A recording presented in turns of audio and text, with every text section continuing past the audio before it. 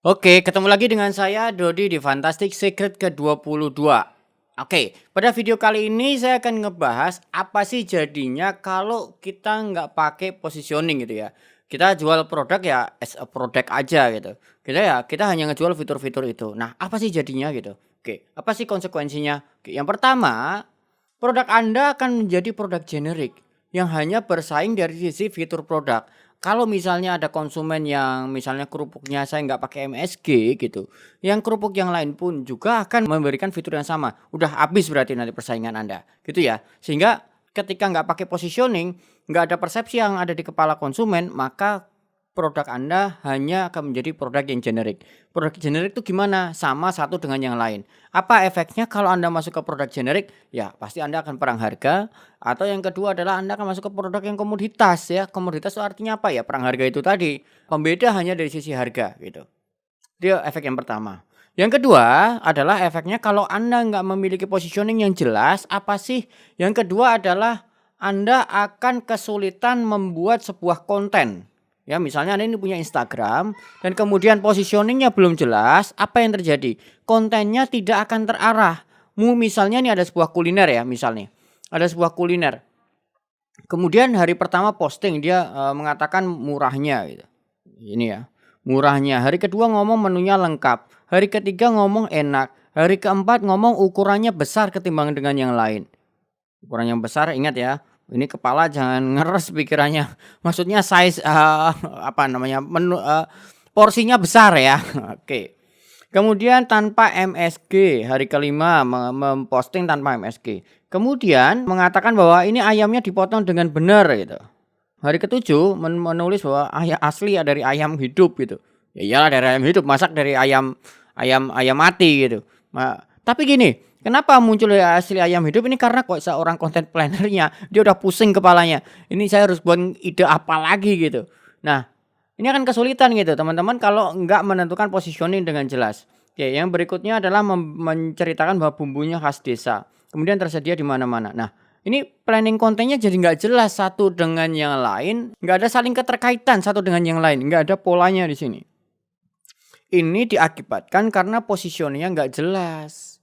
Kecuali misalnya Anda mengatakan bahwa saya pengen bikin restoran yang halal, restoran sehat misalnya. Resto sehat. Nah, positioningnya ada resto sehat. Apa yang dikomunikasikan mungkin tanpa MSG gitu kan hari pertama. Hari kedua prosesnya higienis gitu. Ayamnya dikasih makan herbal misalnya. Oke, tiap malam ayamnya dipijetin. Oke, diurut supaya dia rileks, nyaman ketika disembelih, happy gitu ya. Nah, ini walaupun konten, tiap hari postingnya beda-beda gitu, tapi ini ada satu kesatuan nih antara konten satu dengan konten yang lain. Semuanya mengarah kepada positioning yaitu resto yang sehat gitu ya. Nah, itulah teman-teman ya, 2 akibat ketika positioning tidak jelas. Oke, yang ketiga adalah kalau membuat produk lain boleh nggak ya pakai nama yang sama. Jadi teman-teman yang sudah sukses, sudah berhasil kemudian ingin menambah produk baru.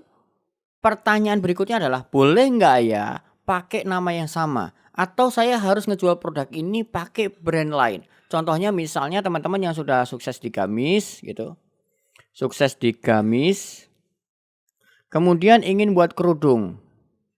Oke, pertanyaannya boleh nggak ya saya menggunakan nama yang sama? Nah, kalau positioningnya belum jelas, ini akan menjadi rancu. Boleh nggak ya gitu ya? Nah, ini salah satu alasan mengapa kita membutuhkan positioning, mengapa kita membutuhkan yang namanya brand blueprint ya, karena positioning kan ada di dalam brand blueprint. Salah satu bagian brand blueprint adalah positioning atau rational value. Nah, oke, sama analoginya ketika seorang kontraktor diberikan pekerjaan, diminta untuk membangun rumah tanpa adanya blueprint, otomatis kontraktornya jadi bingung. Nah, itu sama saja ketika Anda ingin mengeksekusi, ingin mendeliver, tapi tanpa adanya brand blueprint, maka yang terjadi adalah sebuah kebingungan. Misalnya nih Anda punya copywriter di kantor, punya desainer, kemudian tolong dong saya bikinin konten. Mereka juga bingung, gimana apa nih konten yang harus ditulis? Kenapa bingung? Karena nggak jelas apa yang harus ditulis, gitu kan. Mau nulis apa nih? karena nggak jelas pesannya. Misalnya kayak tadi restoran, kalau udah jelas adalah restoran sehat, maka semua konten-konten yang berhubungan dengan kesehatan makanan itu. Oke, gitu ya teman-teman ya. Semoga teman-teman, bisa mendapatkan tambahan insight baru bahwa ternyata sangat penting sekali menentukan positioning. Oke, gimana jadi gini, Mas Dodi gimana, apa nih rumus dari tentang, apa rumus atau formula positioning? Kita akan bahas itu di video berikutnya.